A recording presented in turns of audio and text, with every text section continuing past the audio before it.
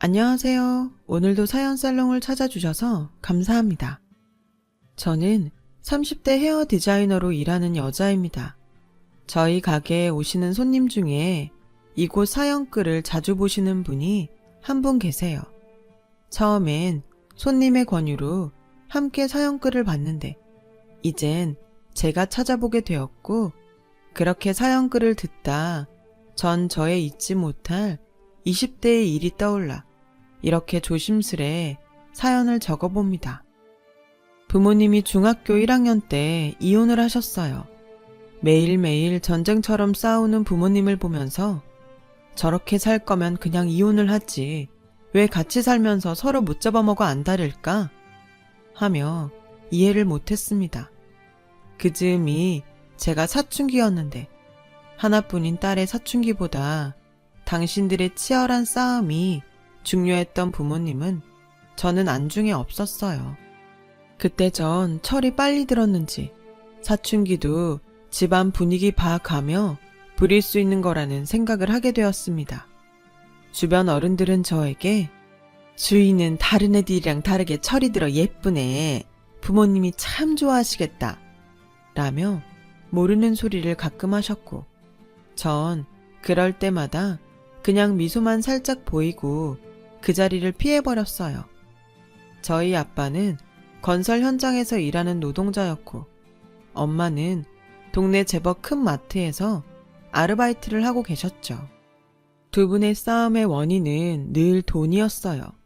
집에서 살림만 하던 엄마가 아르바이트를 하게 된 계기도 역시 그 돈 때문이었거든요. 다른 집 남자처럼 다달이 월급을 가지고 와야 나도 날짜를 맞춰가며 살림을 하지.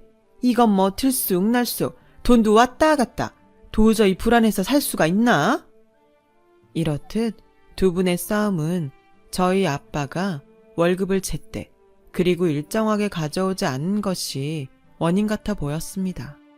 그 뒤로 몇 년간 더 치열한 부부싸움을 하시다 부모님은 결국 이혼을 하셨어요. 저희 엄마는 저에게 자기 몸 하나 건사하는 것도 힘드니 저는 아빠와 살라고 말하고는 자기 집만 챙겨서 집을 나갔고, 전 충격에 빠지게 되었어요. 엄마와 아빠가 이혼할지 모른다는 생각은 어릴 때부터 했지만 전 당연히 엄마가 절 데리고 나갈 거라고 생각했거든요. 그날 이후 저희 집은 아빠와 저 둘만 남았어요. 늘 전쟁터 같던 집안은 소리라는 것이 없어진 절간처럼 고요하고 무거운 침묵만 흘렀습니다. 아빠는 제가 딸이라 그런지 저를 조금 어려워하셨어요. 이상하리만큼 다른 지역 공사를 많이 하셨고, 그래서 저는 혼자 집을 보는 날이 많게 되었어요. 지금 생각하면 아빠도 저와 둘이 있기가 그리 쉽진 않았던 게 아닌가 생각하게 되네요. 솔직히 아무도 없는 집은 편했어요. 더는 마음 졸이지 않아도 되고 아빠를 신경 쓰지 않고 집안을 돌아다닐 수 있었거든요. 그러면 안 되는데 저는 아빠가 집에 오지 않는 날을 점점 좋아하게 되었습니다. 그렇게 어른의 관리 없이 저는 공부보단 게임이나 연예인에 빠져들었고, 학교에서 조금 불량한 친구들하고 어울리게 되었어요. 저와 친구들은 주로 모여서 가끔은 학교에 가지 않고 사복을 입고 어른 흉내를 내며 놀러 다니기도 했습니다. 어른들이 하지 말라는 것은 스릴 있고 재밌었어요. 그리고 그런 일탈을 하기엔 집이 빌 데가 많은 저희 집이 딱이었고요. 그렇게 저희 집은 우리들의 아지트가 되었죠. 저도 알고 있었어요. 이게 나쁜 일이라는 것을요. 하지만 자유를 얻은 듯 했던 저는 조금은 그래도 되지 않을까 생각했고, 처음에 어렵지 한번 시작한 일탈은 끊을 수 없었어요. 아빠도 살짝 눈치를 채고 있는 듯 보였지만 선뜻 저에게 뭐라고 말하지는 못하는 듯 보였죠. 그러던 어느 날 아빠는 저에게 모르는 여자를 소개하더라고요.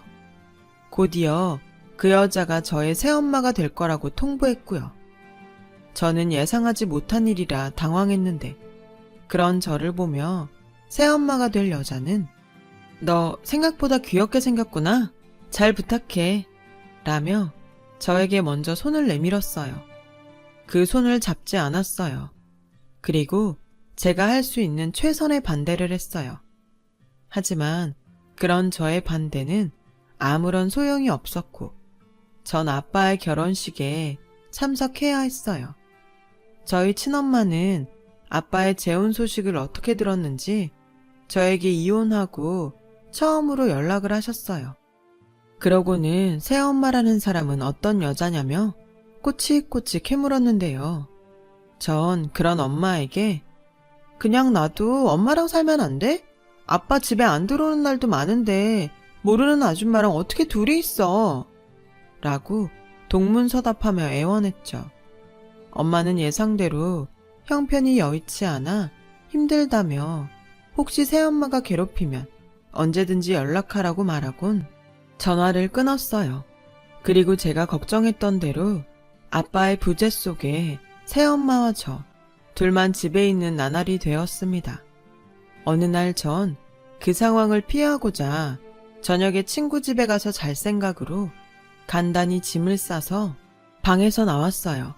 새엄마는 그런 저에게 어딜 가냐며 제 가방을 낚아챘습니다. 네 아빠한테 들었어. 공부하고는 영 담쌓고 하지 말라는 짓만 골라서 한다며? 네 아빠가 걱정이 많더라. 저는 그 말을 듣는데 기분도 나쁘고 화가 치밀어 올랐어요. 그래서 아줌마가 뭔데 참견이에요. 우리 아빠랑 결혼했다고 제 엄마라도 된 것 같으세요? 라고 나를 세우며 말했지만 새엄마는 그런 제 말을 별로 귀담아 듣지 않고 제 가방의 물건을 하나 둘 꺼내기 시작했어요. 전 그 모습에 놀라 냅다 달려가 가방을 빼서 들고는 지금 뭐해요? 왜 남의 가방을 마음대로 뒤져요? 라며 불같이 화를 냈어요. 그런 저에게 새엄마는 멋쩍게 웃으며 요즘 애들은 집 나갈 때 뭐 챙겨 나가나 궁금해서 한번 봤다.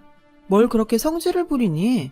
아무튼 이 시간에 못 나가니까 다시 네 방으로 들어가. 라며 대수롭지 않게 말했어요. 황당하고 어이가 없어서 아줌마가 뭔데? 라고 신경질적으로 말했죠.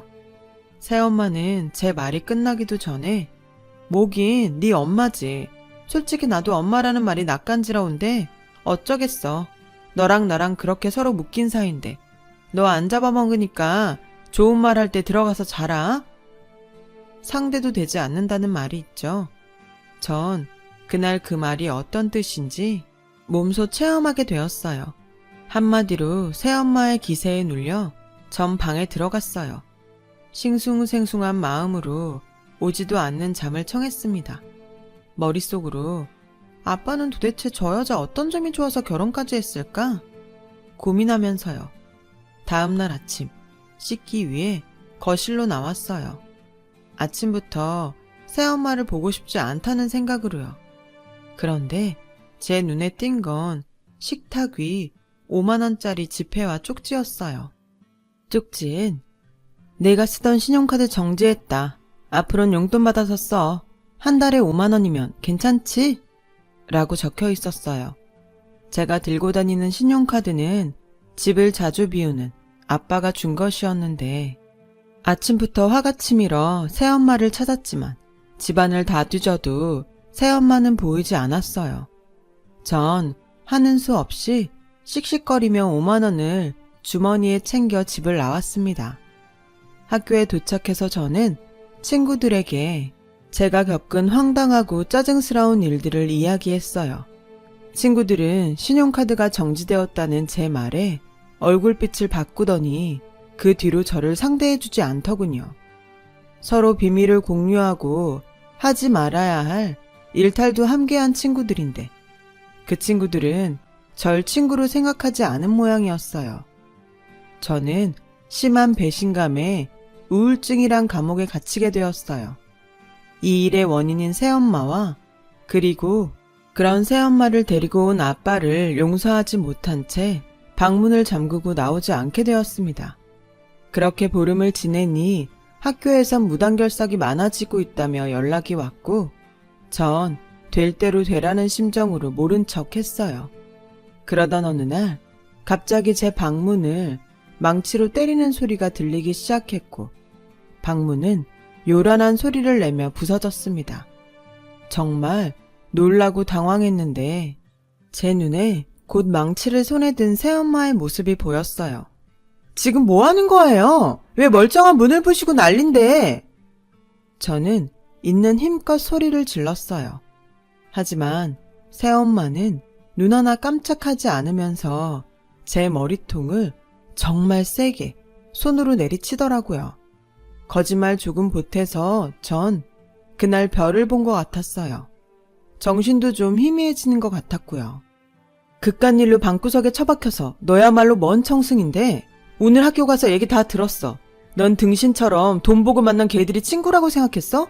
난 또 무슨 대단한 일을 겪고 저러나 했지. 꼴 같지 않게 쇼하지 말고 당장 내일부터 학교 가. 쇼? 당신은 내가 지금 쇼하는 것 같아? 당신이 뭘 알아? 제발 부탁인데 그냥 나한테 관심 꺼. 뭘 하냐고? 내가 네 마음 한번 맞춰볼까?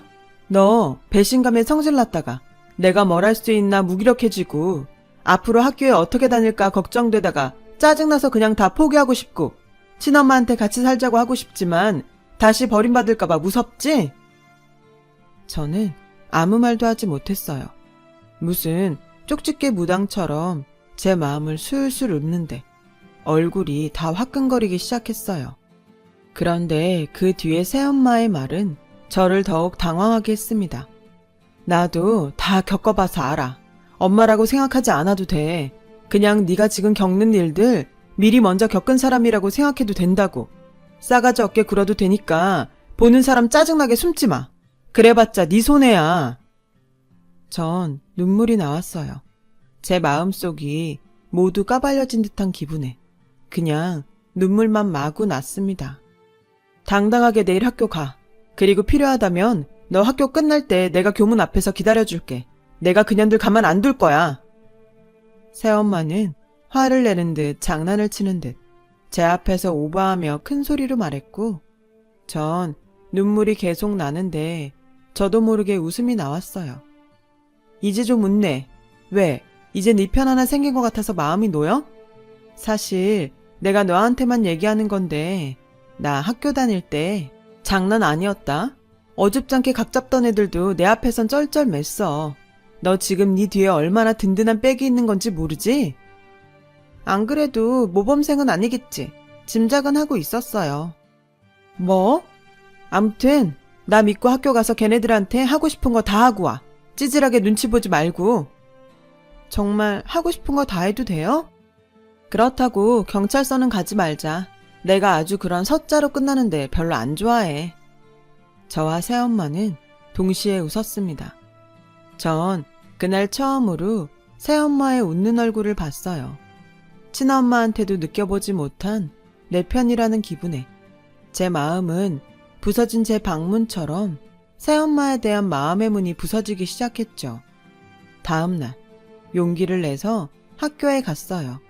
함께 쓰리를 맛봤던 친구들은 저를 툭툭 건드리며 괴롭히기 시작했고 새엄마 말처럼 기죽지 않은 채 더욱 눈에 힘을 주며 꿀리지 않으려 노력했습니다. 그리고 수업이 끝나 학교를 나서는데 운동장에서 친구들이 저에게 다가와 이렇게 말했어요. 카드는 정지됐어도 돈은 들고 다니지? 없는데. 야, 내가 그 말을 믿을 것 같아? 믿던지 말던지. 저는 친구들을 거칠게 밀치고 앞으로 나갔어요. 그러자 친구 하나가 제 머리채를 잡았고 저도 친구 머리채를 잡으려는 순간 악! 하는 비명이 들렸어요. 언제 왔는지 새엄마가 제 머리채를 잡은 친구의 머리채를 똑같이 잡고 있었습니다. 아줌마 뭐예요? 보면 몰라? 사람이잖아. 아씨, 장난하지 말고. 그래? 나 얘 엄마야. 친구들은 일제히 표정이 굳었고 새엄마는 친구들을 자기 앞으로 끌어와 뭐라고 말하는 듯 보였는데 친구들은 얼굴이 사색이 돼서는 도망치듯 교문을 빠져나가더라고요. 뭐라고 했길래 쟤들이 저렇게 도망가요? 별말 안 했어.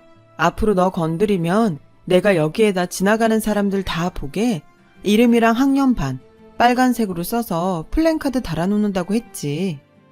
전 웃음이 나왔어요. 새엄마의 엉뚱하지만 저를 위해주는 그 마음이 고맙게 느껴지기 시작했죠. 그 후로 저와 새엄마는 조금씩 마음의 거리를 좁혀갔고 모르는 사람은 저와 새엄마가 정말로 모녀 사이로 착각할 정도로 가까운 사이가 되었어요. 그렇게 저는 중학교를 졸업해 고등학교 3학년을 마쳤습니다. 아빠는 대학 진학을 하라고 했지만 등록금이 한두 푼도 아니고 서울에 있는 대학에 갈 성적도 아닌지라 대학 진학 대신 미용학원에 다니겠다고 했어요.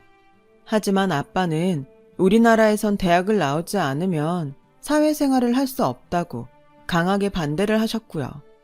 그때는 형편도 어려우면서 대학 진학을 강요하는 아빠가 이해가 되지 않더라고요. 결국 저희 부녀는 심하게 부딪히게 되었습니다. 원래 최씨 고집은 알아준다고 아빠와 전 한치의 양보도 없이 대립했어요.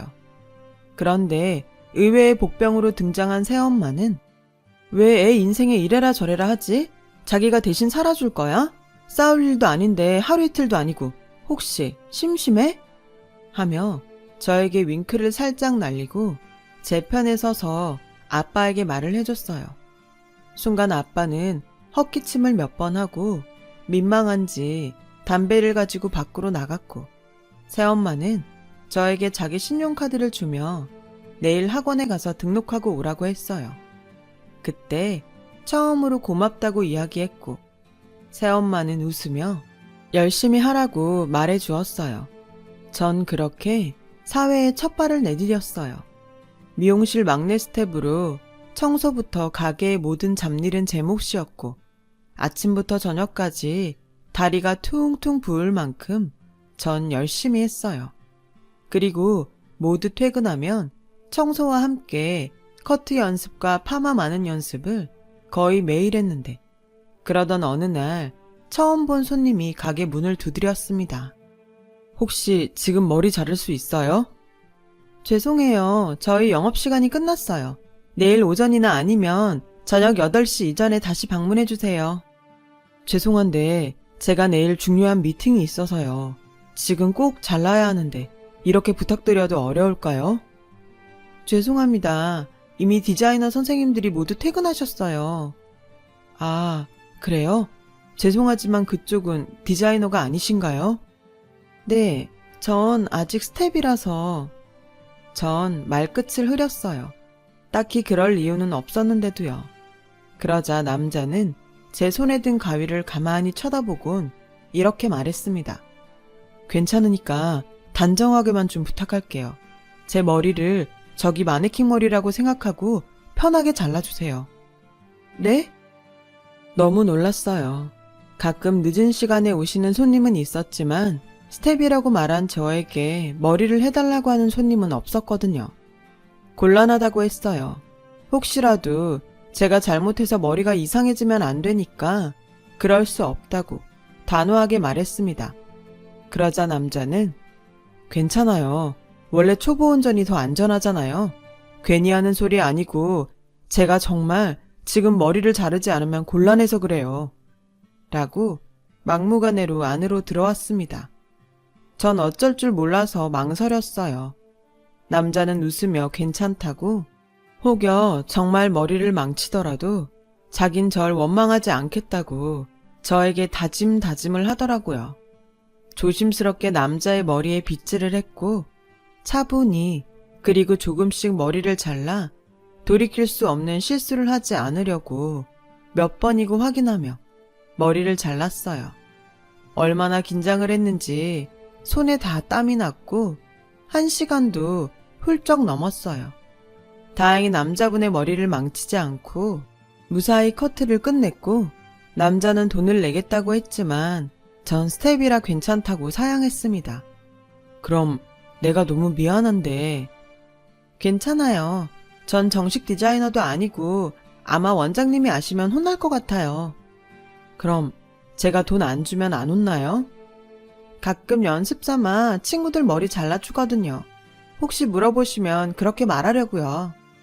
아, 그래요? 그럼 돈 대신 이거 받아요. 남자는 저에게 지폐 대신 자신의 명함을 주었습니다. 친구라고 했는데 연락처라도 알아야죠. 아, 혹시 원장님한테 혼나면 전화해요. 내가 와서 대신 혼날게요.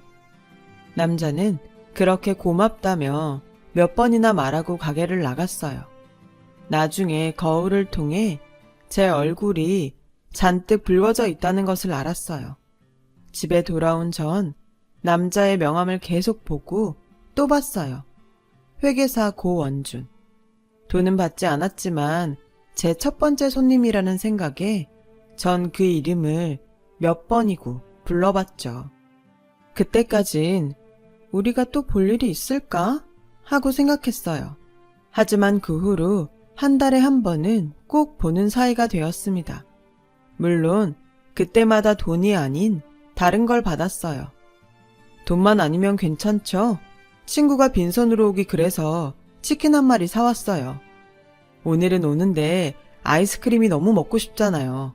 근데 또 욕심이 많아서 이맛저맛 다 고르다 보니까 양이 많아졌어요. 친구가 사온 거니까 부담 갖지 말고 같이 먹어요. 남자의 엉뚱하고 유머러스한 접근에 마음이 동했고 저희는 연인이 되었어요. 그는 첫 만남대로 조금 바쁜 사람이었지만 늘 퇴근하고 저를 데리러 오는 부지런한 사람이었어요. 거의 매일 저희 가게에서 저희 둘은 짧은 데이트를 했고 그렇게 2년이 지나 저는 다른 가게에 정식으로 디자이너가 되었어요. 조금씩 저를 찾아주는 단골 손님도 생겼고 그렇게 점점 헤어 디자이너로 자리를 잡아갈 즈음 남자친구는 저에게 프로포즈를 했어요. 저보다 7살 많은 남자친구는 집에서 자꾸 결혼 이야기를 한다며 저를 집에 소개하고 싶다고 하더라고요. 남자친구는 약국을 운영하는 홀어머니와 저와 나이가 같은 여동생이 있었는데요. 그들에게 인사를 할 생각을 하니 어쩐지 자꾸 긴장이 돼서 남자친구에게 대답도 제대로 하지 못했습니다.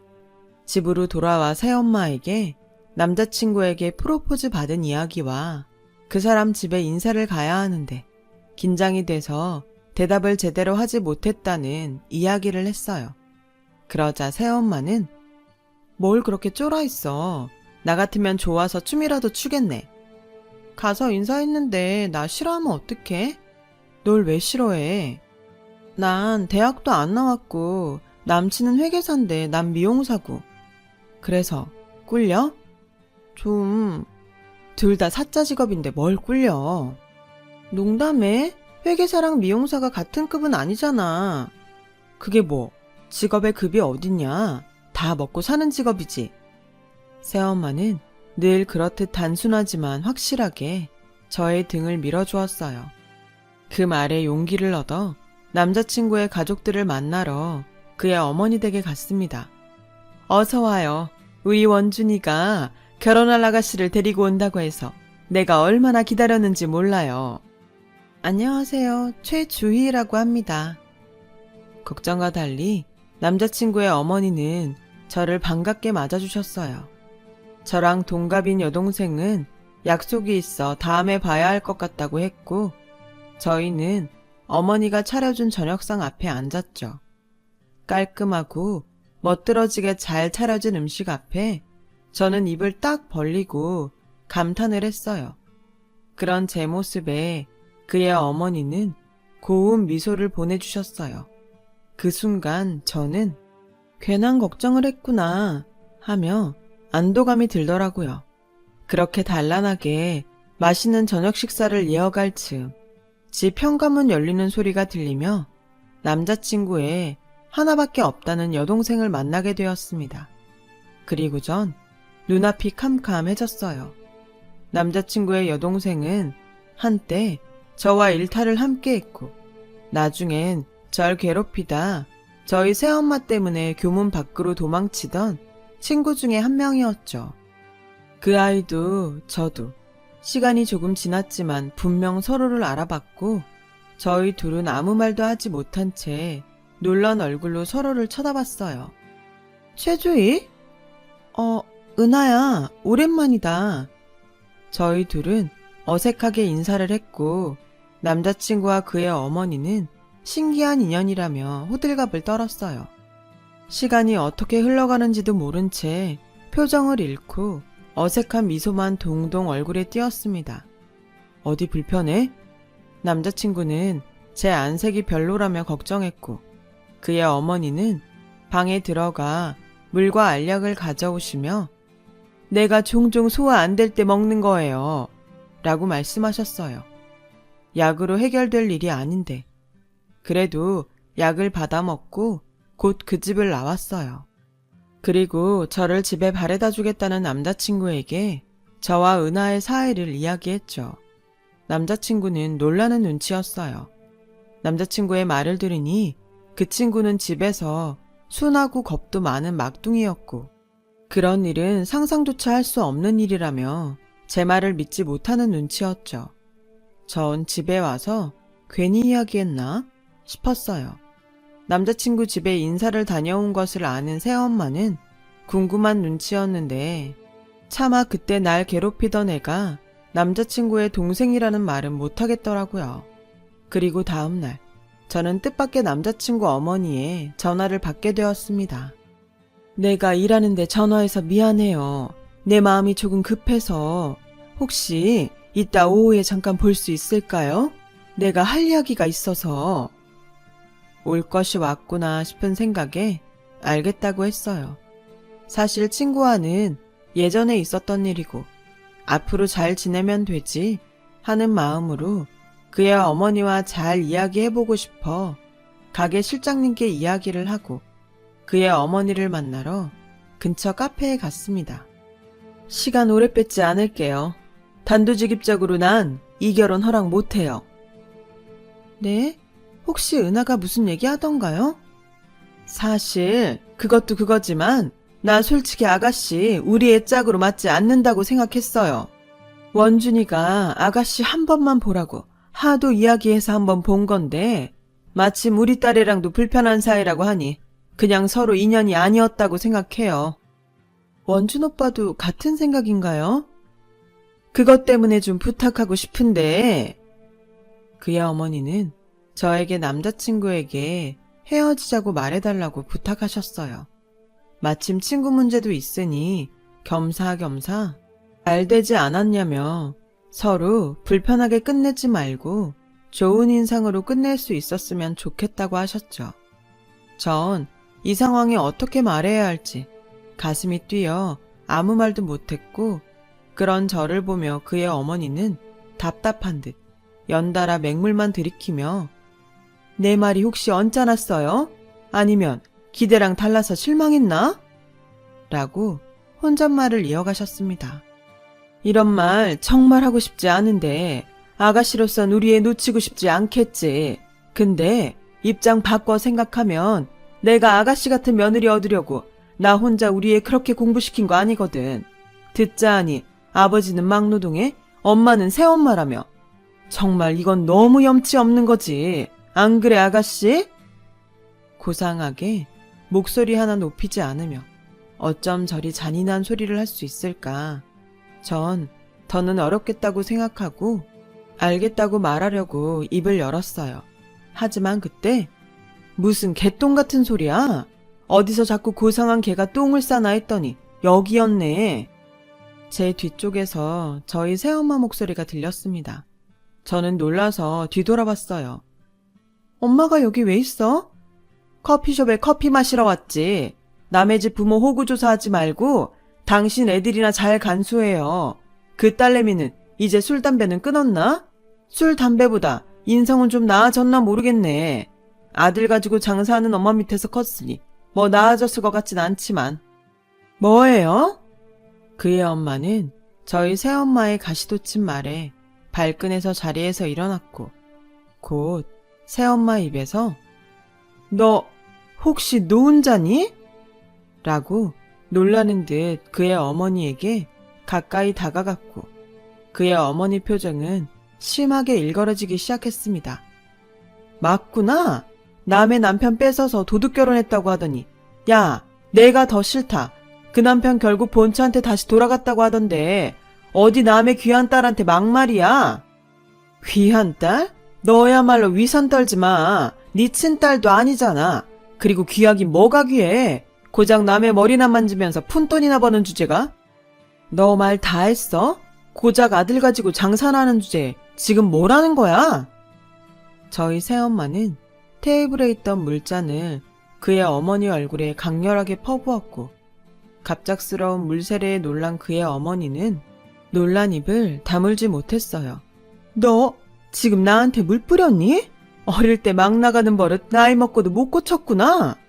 그래, 못 고쳤다. 아니, 안 고칠 거야. 너 같은 질 나쁜 것들 상대할 사람은 있어야 하지 않겠니? 주희야, 가자. 분명히 말하는데 나도 이 결혼 반대다. 시어머니 자리가 영 구려서 차마 내가 널 그 집에 못 보내겠다. 전 새엄마의 손에 끌려 카페를 나왔어요. 한참을 새엄마의 손에 끌려가는데 새엄마는 걸음을 멈추고 저를 휙 돌아보며 꽤 심각한 얼굴로 설마 내가 오바했니? 라고 말했고 전 그런 새엄마가 귀여워서 좀 하고 웃어버렸습니다. 웃는 거 보니 됐다. 세상에 남자는 많고 넌 충분히 훌륭하니까 더 좋은 사람 만날 수 있어. 그니까 나 원망하지 마라. 말을 마친 새엄마는 민망한 듯 빠른 걸음으로 앞만 보며 걸어갔어요. 전 그때 왜 아빠가 새엄마와 결혼을 했는지 알 것 같았고 달려가 새엄마의 손을 잡았습니다. 같이 가. 남의 혼사길 막아놓고 지금 주랭랑 치는 거야? 너랑 나랑 남이냐? 그리고 나 원래 걸음 빠르거든? 새엄마는 웃으며 계속 빠른 걸음으로 걸었고 제 손은 더욱 꼭 잡아주었습니다. 아직도 그때를 생각하면 입가에 미소가 번지는데 1년 전 새엄마는 원래 성격처럼 씩씩하고 용감하게 차도에서 어린 아이를 구하다가 세상을 떠났어요. 아이는 다친 곳 하나 없이 말짱했는데 전 세상에서 가장 멋진 엄마를 잃었습니다. 아빠도 저도 새엄마의 빈자리가 너무 커서 1년이 지난 지금도 새엄마의 이야기를 하면 서로 눈시울부터 붉히곤 하는데요. 이 자리를 빌어 짧게 하늘에 있는 새엄마에게 이런 말을 꼭 하고 싶어요. 너무너무 그리운 우리 엄마, 엄마가 늘 이야기하던 대로 숨지 않고 당당하게 살게. 다음 생에는 진짜 모녀 사이가 되길 바라며 엄마를 너무 닮고 싶은 딸 주희. 끝으로 사랑하는 이와 소중한 시간 많이 나누시길 바라며 지금까지 제 이야기 들어주셔서 감사합니다. 여러분, 사연 댓글에 응원과 현명한 조언 부탁드려요. 좋아요와 구독은 저에게 큰 힘이 됩니다. 오늘도 좋은 일 가득하세요.